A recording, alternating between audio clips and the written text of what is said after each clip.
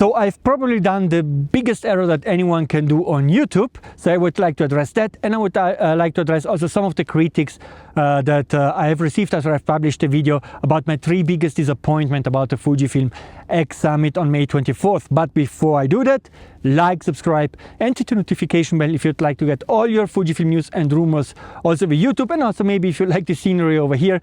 That is the Rosengarten group of the Dolomites, and I'm here for a little hike. Not too difficult because I'm out of shape, so I have to start slowly to get into the season, hiking season. Into the video. Now, I have published this video where I talk about the 3 disappointments, and they were that there was no new X-mount roadmap, that there was nothing Fujifilm GFX related, and also that there was no new film simulation. And the error that I made is that I didn't make clear enough that this was my very personal opinion. And if you have a different opinion in it, that's totally fine, and it has the same reason to exist as my opinion. That's very subjective thing, so I want to make clear also this one is my very personal opinion.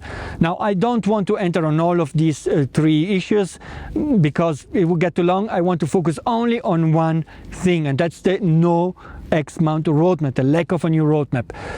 And the critics I've received there were mainly 2. One was a very practical critique that was like, we have enough lenses, there is no need to rush out with new roadmaps and new lenses, we have lots of lenses.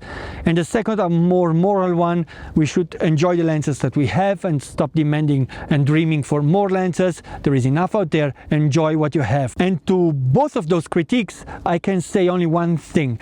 I love the Fujifilm system, I want it to succeed, and Fujifilm can only win if they publish a new roadmap, except maybe for 2 minor things that they lose, but we talk about it later. And what I mean by that is that, for example, when I asked you guys which X-mount lenses you would like to see next, I got hundreds and hundreds of suggestions, and it took me hours to condense them into a survey that if you want you can check out on FujiRumors. I will leave the link down below.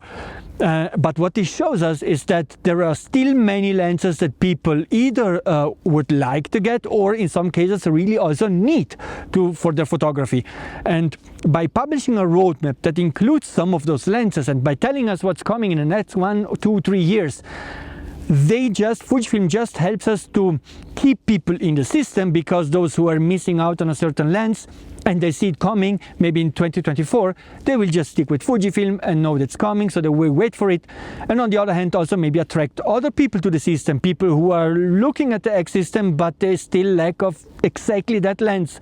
And if they see it on the roadmap, maybe they will start investing in the system when they find a good deal, and then they know further down the road they can also purchase the lens that they were missing so far. There are only 2 downsides if Fujifilm would publish new roadmaps. The first one would be if they would insert in the roadmap Mark II lenses, and it's clear most of the people would stop buying the Mark I version because they would wait for the Mark II version.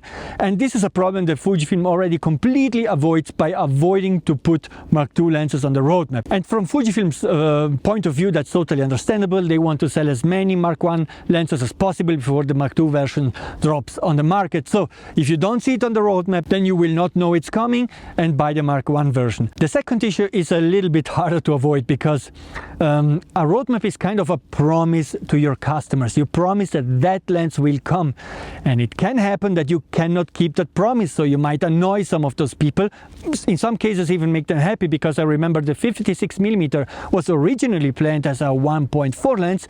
Fujifilm changed it to f1.2, and most of the people were actually happy about those changes.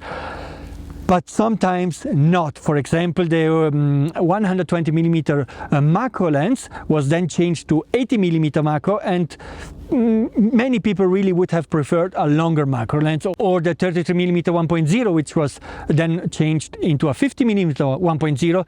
Also that changed. Some were happy, but many others were not happy about this change. So that's the issue of publishing roadmaps. If you change something on it, then some people might be disappointed. But I believe that's a risk that's well worth taking, because the benefits of a nice long-term roadmap are so big that Fujifilm should continue and should give us one as soon as possible.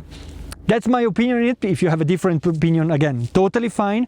Now I will continue my hike here in the Rosengarten group of the Dolomites. I wish you an absolutely fantastic day. Goodbye and ciao.